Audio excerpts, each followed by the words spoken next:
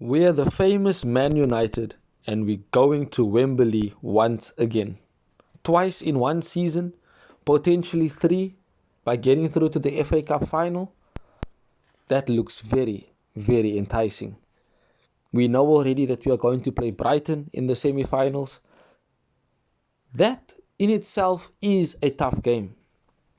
And of course, City got the easier game against Sheffield United and they are looking to have a Manchester Derby FA Cup final for the first time in FA Cup history. But we'll talk about that when the time comes.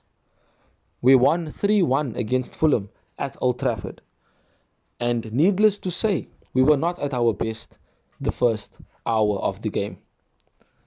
We certainly didn't have much of the ball as much as we wanted. And Fulham definitely had their chances.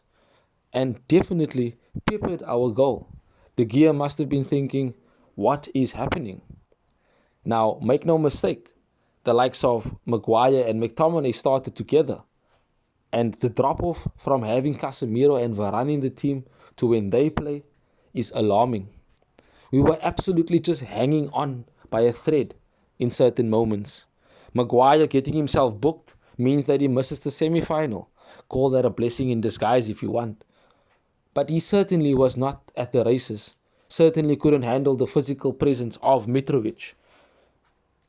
McTominay continues to hide and doesn't seem to want to be on the ball. But even with those two disadvantages, in my opinion, and no disrespect to them as players, they are not good enough to play for Manchester United. That is how I feel. We have to be honest and critical because it is top-level football. The immediate change in the way we played in the second half, and this was after absolute calamity took place, with 3 red cards being shown. One for Marco Silva, the manager of Fulham, one for Mitrovic, and one for Willian. And that was simply because of an intentional handball on the line to stop Sancho from scoring from a brilliant counter-attack that we had. Antony coming on in the second half definitely changed the game. Bruno going into central defensive midfield position to play balls from deep was a masterstroke by Erik ten Hag. And yes, Fulham scored a good goal. A flick on by Adebayo, and then it's ending up at Mitrovic's feet, of course, and he puts it away. And full credit to him for his attacking intent. But we know Mitrovic has a temper. We know that he always seems to lose his head in certain games. We've seen it when he played for Newcastle. So it was quite clinical to see that the game instantly changed. And we have to talk about David de Gea being the man of the match. He simply kept us in the game after we conceded with crucial saves, this one being the best of the lot. And if it wasn't for him, we probably would have been behind by 2-3 goals. And then the game is completely different. But as I said, the counter-attack that came through to Sancho composed himself in the box and then found himself in a one-on-one situation, and you might have thought the chance was gone. But he took the shot and it hit Willian's fist on the line. He got a red card and we got a penalty after a long VAR check. Of course, the players lost their heads off Fulham, and Mitrovic decided to barge the referee and get a red card for that. And Marco Silva got a red card for showing dissent to the referee on the line while he was checking the screen for the VAR decision. Bruno slotted the penalty away, and from then on, us being against 9 men, you knew the inevitable was coming. We were going to win the game.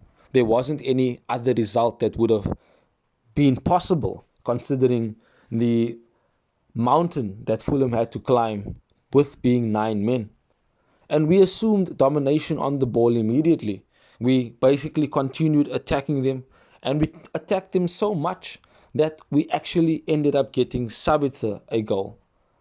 And I'm happy for him. He is a player that has shown his quality, if by small means, but he has definitely shown his quality and deserves his first goal. And I feel that we should make him a permanent signing for Manchester United in the summer. A beautiful cross by Luke Shaw and a wonderful masterclass of a back heel from Sabitzer to put it into the net, giving us a 2-1 lead. And at that point, we kind of had our hands on the throats of Fulham. We certainly took all of the energy out of the game that they had, and we simply kept passing the ball around, continuing to tire them. With the likes of Martinez on the ball, finding those key passes into our attacking third, we definitely do look a much, much better team. And imagine him having a Kim Min-jae next to him perhaps, and of course other players such as, for example, a Frankie de Jong, a Jude Bellingham, etc. Players that are better on the ball can make us more of a threat. And if we get a potent striker up front, like a Victor Osimhen, like a Harry Kane, etc., we definitely will be a scary prospect and an opponent for any team that we will face next season. The fact that we fought back from being 1-0 down, we didn't lose our heads like Fulham did. We stayed true to our character and fought on. We knew we would get chances, regardless of the red cards. And I feel that even though the red cards were an advantage towards us, we still would have created chances and potentially would have gone on to win the game.